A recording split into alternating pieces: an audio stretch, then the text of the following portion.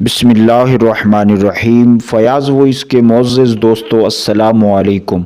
कुरान पाक की तिलावत के मुताल्लिक़ फ़रमाया गया कि कुरान की तिलावत और अल्लाह के ज़िक्र को अपने ऊपर लाजिम कर लो, क्योंकि ये आसमान में तुम्हारे चर्चे का सबब और ज़मीन में तुम्हारे लिए नूर होगा।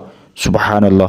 एक और हदीस में अल्लाह के नबी सल्लल्लाहु अलैहि वसल्लम ने इरशाद फरमाया कि जो शख्स कुरान पढ़ने का माहिर हो वो अल्लाह के फ़रिश्तों के साथ होगा, और जो शख्स कुरान को अटक अटक कर पढ़ता है और उसे पढ़ने में मुशक्क़त होती है तो उसके लिए दुगना सवाब है, एक तिलावत का, दूसरा मेहनत का। सुबहान अल्लाह। प्यारे दोस्तों, इसमें कुरान की तिलावत का माहिर से मुराद रवानी के साथ पढ़ने वाला, यानी उसे कोई मुशक्क़त ना हो, और अगर कोई मखारिज के साथ सही अदायगी के साथ पढ़े तो इसका ज़्यादा अजर व सवाब है।